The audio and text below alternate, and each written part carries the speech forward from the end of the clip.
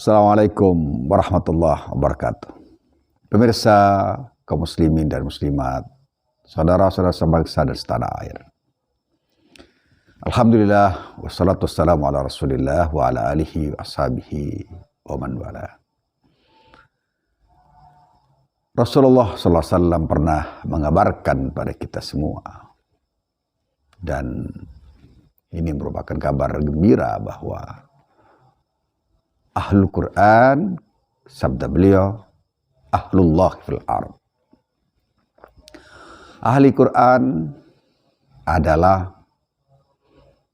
Ahlullah fil ard.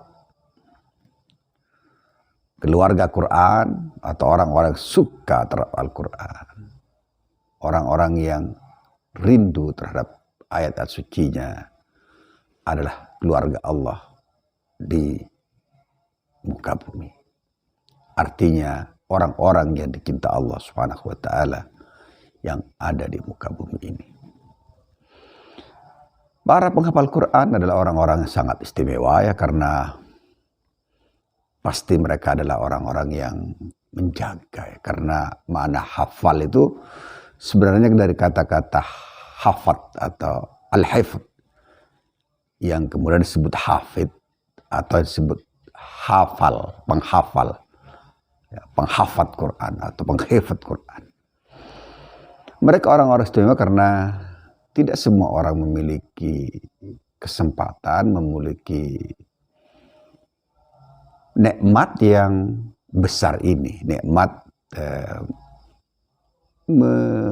bercengkrama dengan ayat-ayat suci ya. Bermunajat, kemudian bertakarrub dengan ayat suci itu, ayat Allah Subhanahu wa taala. Para penghafal Quran, para perindu Quran itu orang yang sangat cinta terhadap Al-Quran, tentu saja akan menghindari hal-hal yang mengganggu proses penjagaan terhadap ayat-ayat suci yang mulia itu. Maka penghafal Al-Quran senantiasa menghindari hal-hal yang bisa menjadikan hafalan yang mereka miliki lenyap atau minimal berkurang atau terganggu karena adanya hal-hal yang tidak chemistry dengan Al-Quran itu ya. Apalagi mungkin mendengar musik yang tidak ada hubungannya dengan masalah-masalah ketuhanan, masalah-masalah kemanusiaan, masalah-masalah membantu orang-orang yang tertindas dan semacamnya, yang mungkin musik-musik hura-hura atau bahkan mungkin musik-musik biasa pun bagi para penghafal Quran itu sangat-sangat mereka hindari karena arusnya mungkin harus berbeda ya, jalur berbeda antara jalur musik kemudian jalur hafalan Quran itu. Maka sungguh berbahagialah apabila kita memiliki anak-anak yang mata hatinya ya terpaut dengan ayat kitab suci itu, kitab Al-Quran yang setiap orang tentu saja ingin memiliki anak, dan kita sendiri tentu saja ingin kita menjadi penghafal Quran yang insya Allah apabila kita betul-betul memaknainya, menjaganya, mengamalkannya, pasti kita memiliki ketenangan jiwa dan ketenangan rasa, ketenangan pikir, ketenangan hati dan ketentraman nurani ya.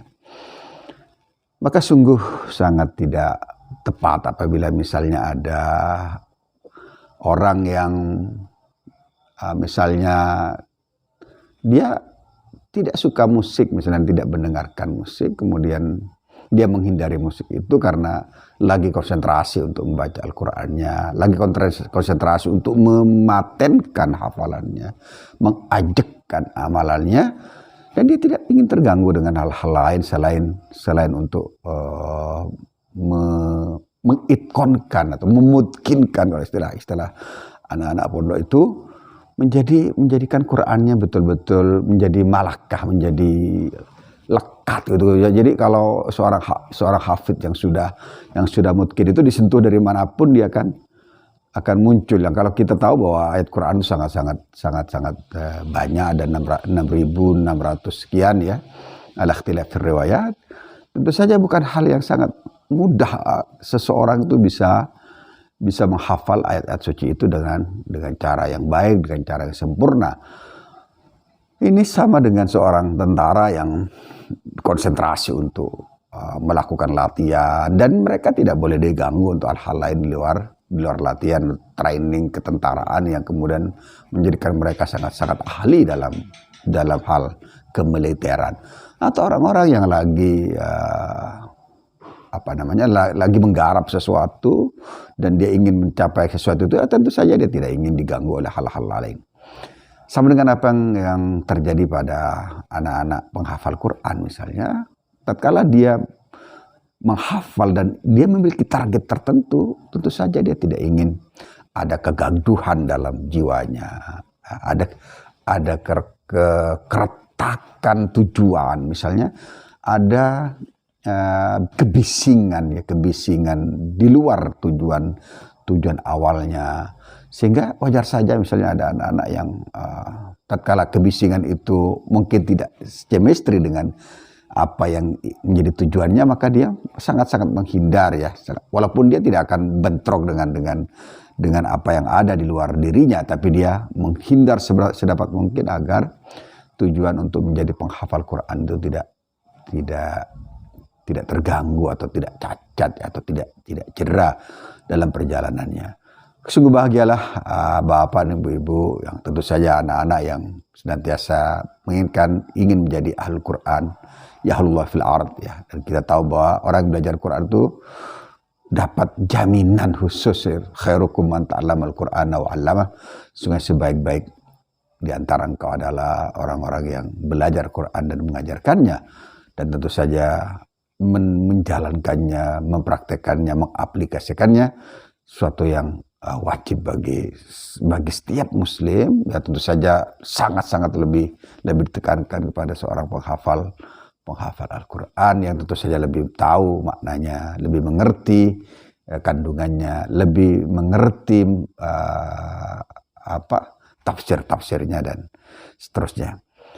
Jadi pemirsa rahimakumullah, mari kita apresiasi anak-anak kita yang sedang menghafal Quran itu dengan apresiasi yang baik, dan ini merupakan khazanah dan kekuatan bangsa ini ya. Kekuatan bangsa ini satu aset besar bangsa ini, agar bangsa ini memiliki anak-anak yang berjuang untuk Allah, berjuang untuk bangsanya, berjuang untuk negaranya berdasarkan kepada ayat-ayat suci yang dibaca, ayat-ayat suci yang mengarahkan kepada kejernihan jiwa, kejernihan pikiran, kejernihan tujuan, dan seterusnya.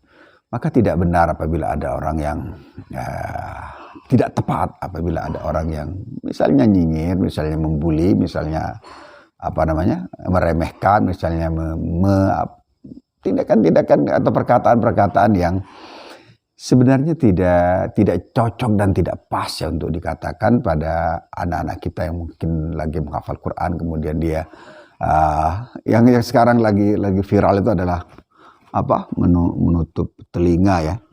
Ya mungkin mereka tatkala mendengar hentakan musik mungkin mengaruh pada hatinya dan mengurangi sebagian dari hafalannya. Tentu saja kita tidak ingin ya, mereka tentu tidak ingin hilang gara-gara sesuatu yang mereka tidak familiar di tengah dirinya. Saya pernah mendengar kisah Imam Syafi'i ya. Saya tidak tahu apakah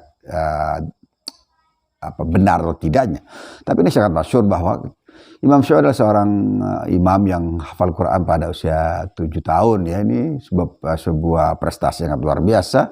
Beliau kalau berjalan telinganya ditutup pakai sumpal agar kebisingan di luar itu tidak masuk telinganya, kemudian menjadi pikirannya, kemudian masuk ke dalam jiwanya ya.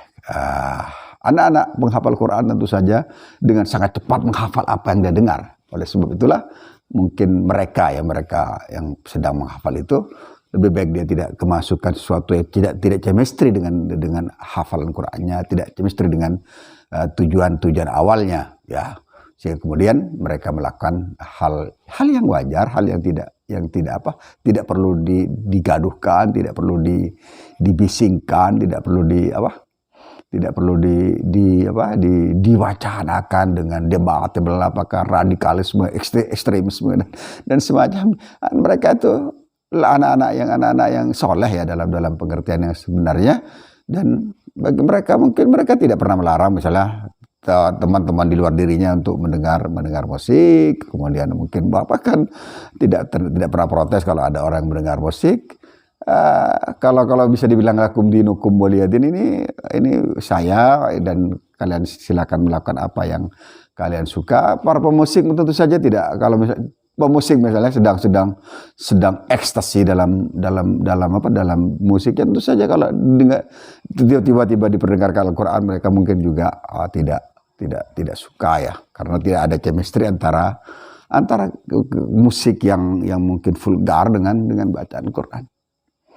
Keragaman adalah sesuatu yang pasti ada di tengah-tengah kita, dan solidaritas adalah kebijakan kita, sikap kita membiarkan sesuatu berjalan sesuai dengan apa yang biasa terjadi tanpa kita harus menghadangnya atau membendung apa yang ada di tengah-tengah kita semua.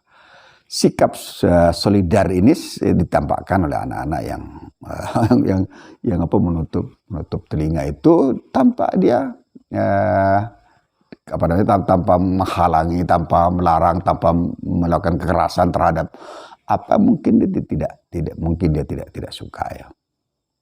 Semoga Allah Subhanahu wa taala memberikan pada kita semua sikap